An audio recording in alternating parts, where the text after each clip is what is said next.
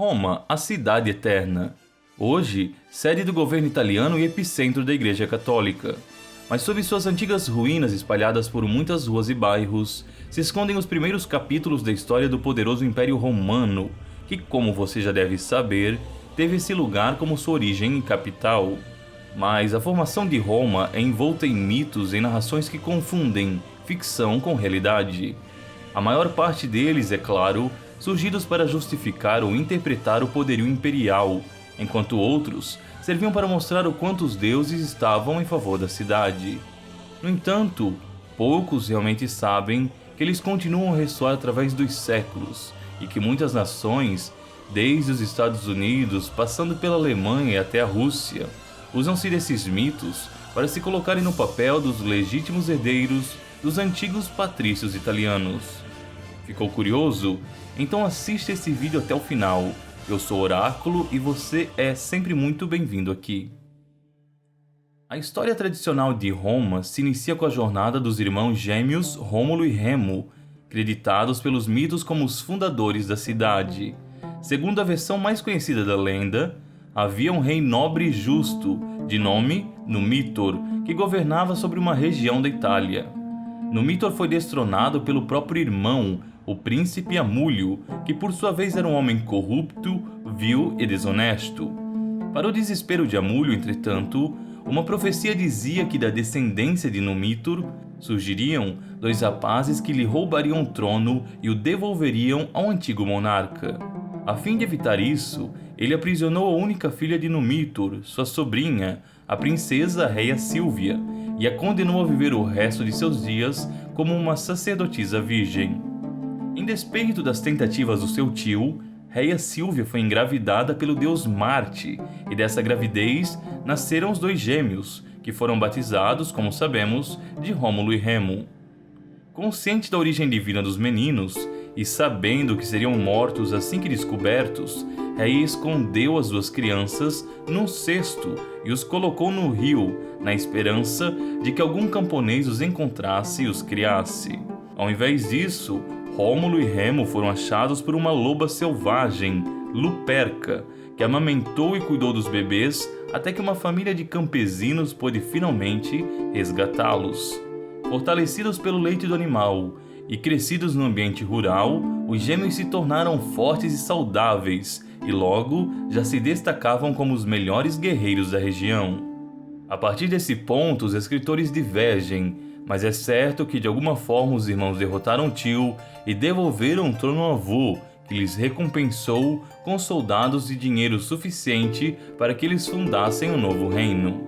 Entretanto, havia um problema. Ao passo que Rômulo era devoto dos deuses e tinha um coração reto, Remo era um homem de comportamento e temperamento terríveis. Em tudo os dois discutiam, e não havia ideia de um que o outro não contrariasse. Tudo só piorou quando os jovens tiraram os augúrios e os deuses decidiram que a nova cidade devia ser erguida onde Rômulo decidira, o que fez com que Remo se revoltasse e abandonasse o projeto.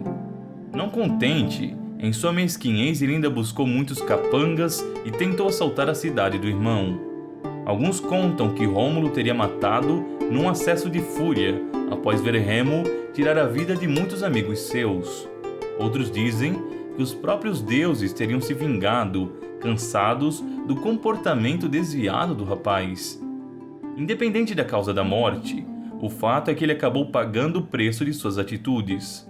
A nova cidade, que ganharia o nome de Roma em homenagem ao seu construtor, pôde finalmente ser terminada por Rômulo, que viria a se tornar o primeiro rei do local. Era um lugar abençoado por Marte e pelos outros deuses, e seus habitantes estavam destinados a dominar o mundo.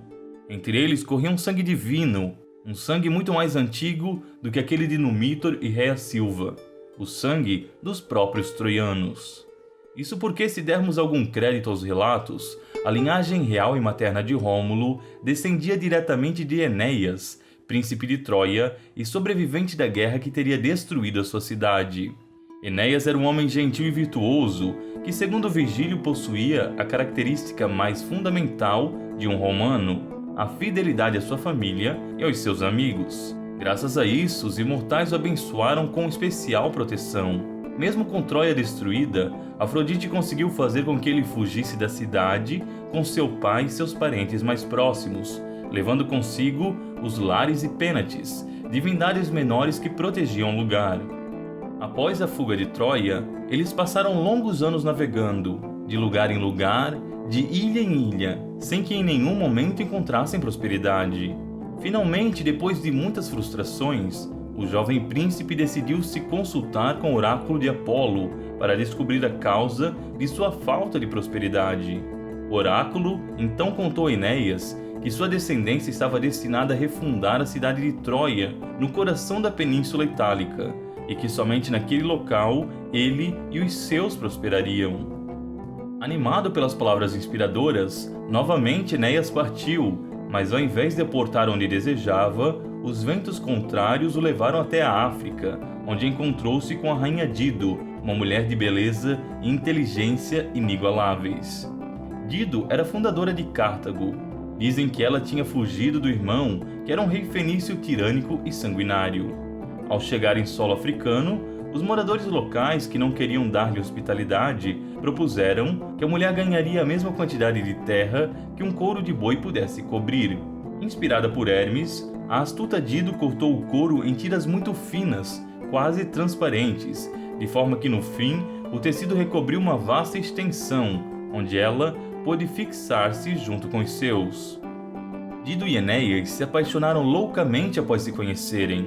Afrodite, no entanto, apareceu e advertiu que, se ele ficasse, encontraria infelicidade e sua descendência fracassaria. A deusa lembrou-lhe novamente da profecia e da missão que o rapaz tinha que cumprir. Como ele era fiel e amava seu povo, Enéas se despediu e então partiu, deixando Dido para trás, que enlouqueceu ao perder seu amor e se jogou do alto da janela de seu palácio, vindo a falecer em decorrência da queda. Ao chegar em solo italiano, Enéas foi conduzido pelos deuses ao submundo, onde encontrou os troianos e os antigos heróis falecidos. Esses mostraram a ele como a antiga cidade destruída viria a ser reconstruída pela descendência do rapaz, e como um dia a nova Troia submeteria e absorveria os poderosos gregos. Por fim, o príncipe foi aconselhado pelos mortos a visitar o rei de Lácio, chamado Platino, pois uma antiga profecia dizia que a filha do rei, a princesa Lavínia, deveria se casar com um estrangeiro, para que juntos originassem um povo que dominaria o mundo inteiro. Ao proceder assim, Enéas ganhou a mão da mulher e também a fúria de Turno, um dos outros pretendentes à sua mão. O povo local se dividiu, uma parte apoiando Enéas, a outra indignada por um ignóbil vindo de longe ter conquistado Lavínia. O rei latino, temeroso que a contenda pudesse destruir o país, sugeriu um duelo entre Turno e Enéas, do qual o vencedor teria também a sua filha. Com a ajuda dos deuses, Enéas saiu vitorioso da contenda, se tornando assim o rei dos Lácios e o governante da região. De sua linhagem nasceriam Numitor, Reia Sílvia e Rômulo, e por suas obras, Roma, a nova Troia, seria fundada. Para muitos, Roma continuou a ser uma cidade sustentada por forças divinas, mesmo quando o cristianismo tomou lugar e os antigos mitos já não eram acreditados. Foi o local onde os apóstolos Pedro e Paulo morreram e onde o cristianismo primeiramente floresceu, afinal de contas. O próprio Constantino, o primeiro imperador a abraçar a nova fé, justificou sua mudança afirmando ter sido inspirado por Deus. E quando a capital migrou para Constantinopla, ainda assim, a ideia da eternidade do império continuou a existir. Constantinopla era uma nova Roma, assim como Roma havia sido uma nova Troia. E mesmo quando os bárbaros invadiram e destruíram a porção ocidental e os muçulmanos tomaram a parte oriental, ainda assim, muitos reis e imperadores tentaram se colocar como herdeiros e continuadores desse antigo império. Assim o fez o Sacro Império Romano Germânico, como também o Império Russo, o francês, o inglês e até mesmo o americano. Todos acreditam que sustentam a chama da civilização e possuem as bênçãos divinais, aquelas mesmas bênçãos que protegeram Enéas em sua jornada. Toda essa retórica desses governos pode ser questionada, mas ninguém pode negar o quanto o símbolo de um povo forte e destinado a nunca perecer é sugestionável. No fim, todos gostariam de ser um pouco como esses heróis mitológicos.